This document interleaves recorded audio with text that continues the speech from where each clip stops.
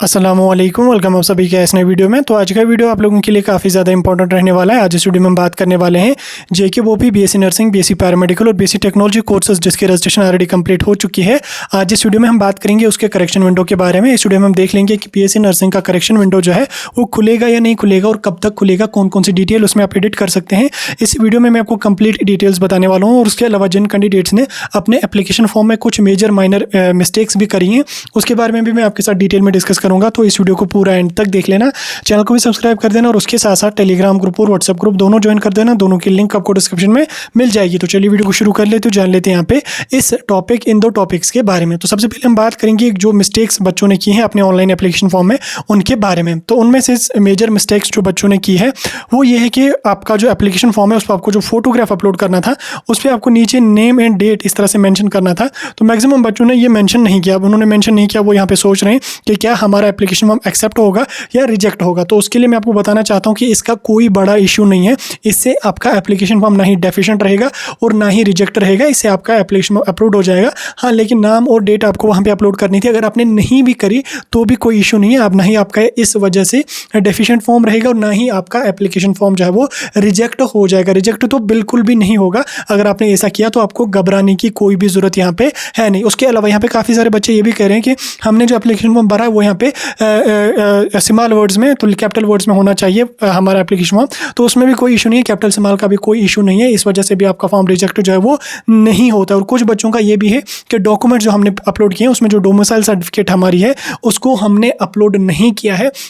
तो उस कंडीशन में मैंने आपको पहले बोला था कि इस कंडीशन में आपका फॉर्म जो होगा वो डेफिशिएंट रहेगा और आगे चल के आप उसको एडिट कर सकते हैं, करेक्शन विंडो में आप उसको अपलोड कर सकते हैं। तो रिजेक्ट इस वजह से भी आपका जो फॉर्म है वो यहाँ पे नहीं होगा। और उसके अलावा जिन बच्चों ने अभी 12th का एग्जाम दिया है और उन्होंने बीएससी नर्सिंग का फॉर्म भरा है तो उसमें उन्होंने ना ही कहीं पर 12th के मार्क्स डाले हैं और ना ही कहीं पर 12th की मार्कशीट डाली है। तो इस कंडीशन में आपका जो फॉर्म रहेगा वो रहेगा इनकम्प्लीट। डेफिशिएंट भी आ सकता है, इनकम्प्लीट भी रहेगा, लेकिन रिजेक्ट आपका फॉर्म जो है वो नहीं होगा। इस कंडीशन में आपको आगे चल के चांस दिया जाएगा अपने मार्क्स कार्ड को अपलोड करने के लिए। वैसे डेफिशिएंट भी नहीं रहेगा, ये आपका जो है वो इनकम्प्लीट ही मान के चलो अब फिलहाल के लिए, लेकिन आगे चल के आपको चांस दिया जाएगा जब आपका रिजल्ट आ जाएगा। उसके बाद काउंसलिंग या कॉलेज ज्वाइनिंग तक आपको चांस दिया जाएगा उसको ठीक करने के लिए। अगर काउंसलिंग में भी ना हो पाया तो कॉलेज ज्वाइनिंग के टाइम आप उसको जो है यहाँ पे करेक्ट कर सकते हैं। तो इसका भी कोई इशू नहीं है। या किसी बच्चे को यहाँ पे कैटेगरी सर्टिफिकेट का इशू है, उसने यहाँ पे कैटेगरी सिलेक्ट की है, जैसे किसी ने आरबीए की है, SC ST की है, कोई भी कैटेगरी सिलेक्ट की है, लेकिन लास्ट पे डॉक्यूमेंट उसने अपलोड नहीं किया या कैटेगरी उसके पास अवेलेबल नहीं थी, तो उस कंडीशन में भी जो है वो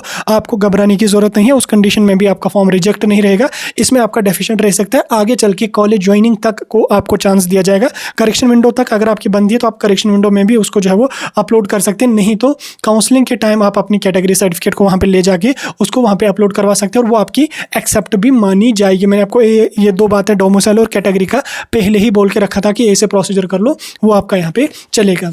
और चलिए अब आ जाते हैं अपने मेजर टॉपिक पे, कर लेते हैं हम यहाँ पे करेक्शन विंडो के बारे में डिस्कस। तो करेक्शन विंडो की अगर मैं बात करूँ तो बीएससी नर्सिंग का करेक्शन विंडो खुलेगा या नहीं खुलेगा? जी हाँ, बिल्कुल करेक्शन विंडो आपका इसमें खुलता है, लेकिन करेक्शन विंडो में आपको सारी चीज़ें एडिट करने का चांस नहीं दिया जाता। कौन कौन सी चीज़ें एडिट आपकी होंगी वो हम बात करेंगे। देखिए, करेक्शन आपकी दो तरह की यहाँ पे हो सकती है, ठीक। एक यहाँ पे आपकी कोई पर्सनल डिटेल आपने गलत भर दी, ठीक, जैसे आपने नाम अपना गलत भर दिया, उसमें कोई एक आधा वर्ड इधर उधर है, फादर मदर का नाम कोई इधर उधर है, ईमेल आईडी आपकी थोड़ी सी गलत है, मोबाइल नंबर आपका थोड़ा सा गलत है, एड्रेस आपका थोड़ा सा गलत है, इनकी पर्सनल डिटेल्स में आपकी कोई डिटेल गलत है, या आपने डेट डोमिसाइल की डेट यहाँ पे गलत डाली है, या कैटेगरी की आपने वहाँ पे डेट गलत डाली है, या 12th का ईयर ऑफ पासिंग आपने गलत डाला है, हायर सेकेंडरी का नाम आपने गलत डाला है। इनकी ओवरऑल जो आपकी personal details, educational details, address details हैं उनमें से कोई मिस्टेक होगी एक टाइप की आपकी एडिट। दूसरे टाइप का आपका एडिट होता है कि करेक्शन हो गया आपके डॉक्यूमेंट्स में, ठीक। डॉक्यूमेंट्स में मतलब कि आपने कोई डॉक्यूमेंट पेंडिंग रखा, जैसे कैटेगरी आपने सेलेक्ट करी लेकिन लास्ट पे अपलोड नहीं करी, डोमिसाइल सर्टिफिकेट आपने जो वो डेट डाली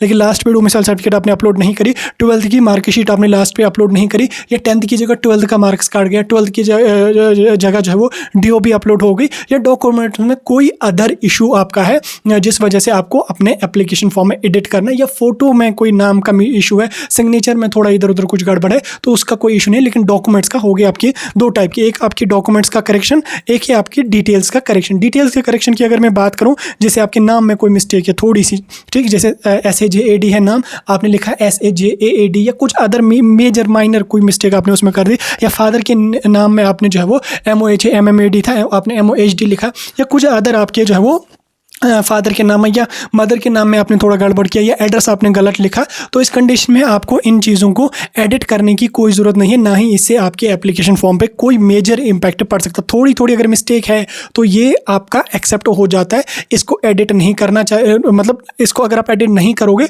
तो उससे आपका कोई भी इशू नहीं होता, इससे आपका फॉर्म चेक होगा और आपका एप्लीकेशन फॉर्म जो है वो अप्रूव भी हो जाएगा। तो इस छोटी छोटी नाम में थोड़ी सी मिस्टेक है, कैपिटल लिखना था तो स्मॉल लिख दिया, तो इससे आपका एप्लीकेशन फॉर्म जो है वो उसको कुछ भी यहाँ पे नहीं होगा, आपका एप्लीकेशन फॉर्म जो है वो इस कंडीशन में एक्सेप्ट किया जाएगा और इन चीज़ों को आप जो है वो एडिट करने की जरूरत नहीं, और ना ही करेक्शन विंडो में जो है वो इतनी सारी डिटेल्स आपको एडिट करने का चांस भी दिया जाएगा। ठीक है, इतनी सारी मतलब कि नाम चेंज कर लो, ये कर लो, वो कर लो, आप बहुत सारी मैसेजेस वगैरह आते हैं, नाम में हमने ये मिस्टेक कर ली, फादर के नाम में मिस्टेक कर ली, तो कोई घबराने की जरूरत नहीं है। इस कंडीशन में आपका एप्लीकेशन फॉर्म जो होता है वो एक्सेप्ट किया जाता है, अप्रूव किया जाता है, रिजेक्ट नहीं किया जाता, क्योंकि आपने लास्ट पे डॉक्यूमेंट्स अपने डाले हैं, वो वहाँ पे अंधे नहीं बैठे हैं, वो आपके डॉक्यूमेंट्स को चेक करके उस डिटेल को आपको ठीक कर सकते हैं। एडमिशंस में इसका कोई भी इंपैक्ट नहीं पड़ेगा, एडमिशंस और काउंसलिंग का आपका सेपरेट प्रोसेस यहाँ पे रहता है। अब अगर हम बात करेंगे डॉक्यूमेंट्स के करेक्शन की, तो डॉक्यूमेंट्स के करेक्शन का बिल्कुल आपको चांस दिया जाएगा करेक्शन विंडो में। जैसे 12th की मार्कशीट जिन बच्चों ने अपलोड नहीं किए उनके लिए करेक्शन विंडो खुलेगा, उसमें आपको 12th के मार्क्स भी ऐड करने का चांस दिया जाएगा।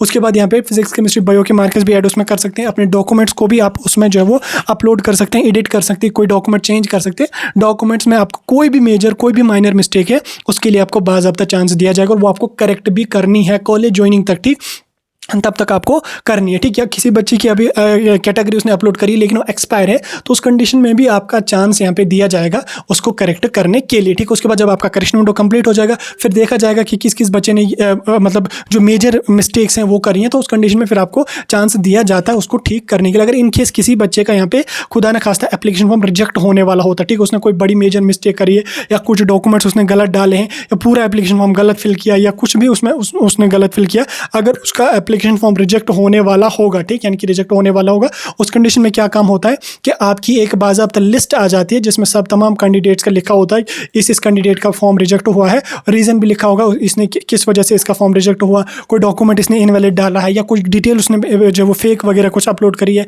या कुछ भी जो इशू होगा वो यहाँ पे उसमें लिखा होगा। उसके बाद आपको 2 से 3 दिन का टाइम यहाँ पे दिया जाएगा कि अगर आपको लग रहा है कि हमसे कोई मिस्टेक हुई है तो आप बोपी ऑफिस फिजिकली आके इस चीज़ को वहाँ पे एडिट करवा सकते हैं। तो उस कंडीशन में आपको चांस फिर से दिया जाएगा उसको ठीक करने के लिए। फिर भी अगर आप उसको ठीक नहीं कर पाते हो तो उस कंडीशन में आपकी फाइनल रिजेक्शन लिस्ट आ जाती है जिसमें उन सभी बच्चों के नाम होते हैं जिनके एप्लीकेशन फॉर्म जो होते हैं वो रिजेक्ट हुए होते हैं, ठीक, फाइनल। लेकिन उसमें आपको पहले 2 से 3 दिन का टाइम दिया जाता है उस कंडीशन को एडिट करने के लिए, या जो कुछ भी उसमें आपका मिस्टेक होगा आपको फिजिकली बुलाया जाएगा बोपी ऑफिस सरनगर भी और जब बोपी ऑफिस जम्मू भी, आप उसको वहाँ पे जाके करेक्ट करवा सकते हैं। तो उसमें भी आपको चांस मिल जाएगा वहाँ पे ठीक करने के लिए। यानी कि अगर आपको ओवरऑल कोई माइनर मिस्टेक हुई है एप्लीकेशन फॉर्म में तो आपको घबराने की कोई ज़रूरत नहीं है।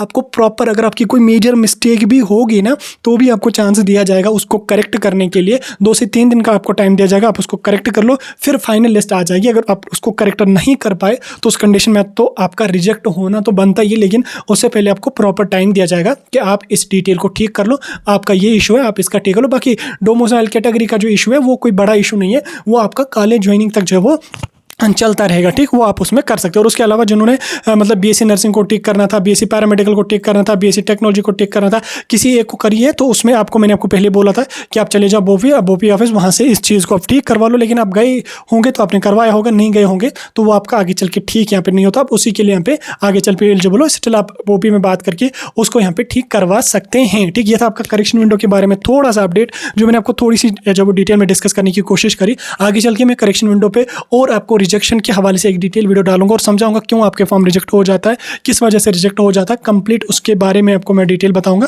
फिलहाल के लिए वीडियो काफ़ी लंबा हो रहा है, लगभग 9-10 मिनट का हो रहा है, तो वीडियो को मैं यहाँ पे खत्म कर रहा हूँ। कोई डाउट कोई कन्फ्यूजन होगा कमेंट सेक्शन में पूछ सकते हैं।